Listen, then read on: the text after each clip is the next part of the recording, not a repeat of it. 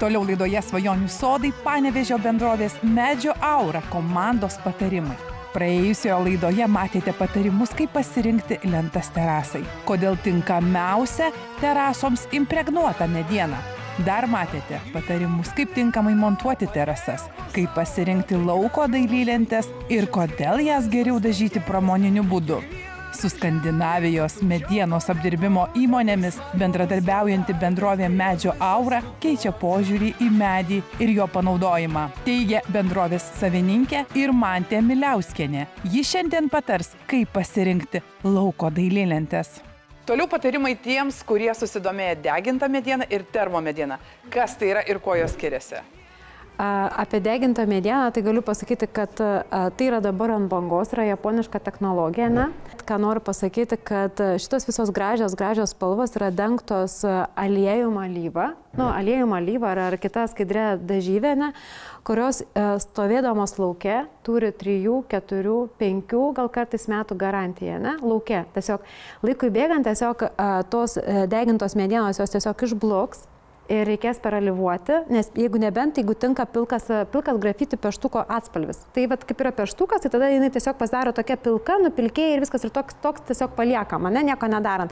Bet jeigu norim turėti šitas visas vaiskias gražias spalvas ir ateityje, tai reikės praktiškai kas kokius 5 metus persalivuoti, persidažyti būtent. Tai čia yra tikroji japoniška technologija. Tai šita mediena, būtent šitas krokodilas, jį labai sunku yra sumontuoti, bet jisai tikrai yra ilgaamžis. Taip, stipriai deginta ir jisai yra ilgaamžis, jis tikrai laiko ir ta prasme čia yra būtent lauko sąlygom, tai turėtume montuoti pasirinktą dažyti. Jeigu nenorim perdažinėti. Nes ten tai reikės tikrai perdažyti. O krokodilas tai perfekt, iš tikrųjų, man tai labai super. Dėl to, kad labai gražiai atrodo ir tikrai yra pavyzdžių namų, kur yra susimontavę, pasidarę, tai labai sunku meistram montuoti, dėl to, kad tepa, yra labai trapi, reikia labai tinkamus varžtus parinkti, montavimas yra sudėtingas, bet ilgaamžė. Toliau patarimai, kodėl verta rinktis termomedieną. Bendrovės Medžio Aura savininkė Irma Miliauskienė sako, kad termomediena beveik neįgeria vandens, todėl lentos neišsikraipo. Jos gali atlaikyti aukštas temperatūras ir drėgmę. Dabar yra terminta terasa, ne?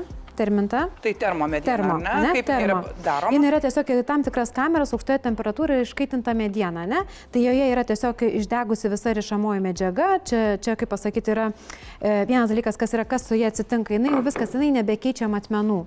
Ja, pavyzdžiui, netgi įdėjus į kibirą vandens, palikus per naktį, jin vis tiek nepakeičia matmenų. Ta prasme, jinai tiesiog nebebrinksta, jinai viskas į save nebeįgeria nieko. Vadinasi, jinai atspari saulei, lietui, įvairioms gamtos sąlygoms. Ir dar kitas dalykas yra, kaip, pavyzdžiui, pas mus ateina klientai ir jie, renkasi, ateina, sako, pušinė terasa, ne? Pušinė, ten ar medinė, ar kitokia kokia terasa. Klausimas būna sekantis, ar vėliau stiklins terasą. Ar ji bus kaip žiemos sodas, ne? Jeigu žiemos sodas, tai tada šita terasa impregnuota netinka. Tada reikia imti termomedieną dėl to, kad jau čia nebesisakuos, nebeisakai. Tai tada reikia imti termo, jinai nebevaikšto, nebesisakuoja ir tiesiog tokią medieną naudoti. Arba tada kokią nors, mes tokios neturim pas save, bet galime naudoti kokią nors iš tų egzotinių medienų. Ten yra tikrai daug pasirinkimo, tai tada galima tom terasom stiklintom egzotinės naudoti, o paprastom terasom impregnuota. Bendrovės Medžio Aura savininkė Irmantė Miliauskienė sako, kad termomediena yra ekologiška, nes jos apdorojimui nenaudojama chemija. Tai ypač svarbu tvarumo ieškantiems žmonėms. Termomediena yra puiki alternatyva plastiko kompozitui, nes jos nereikia aliejuoti ar dažyti.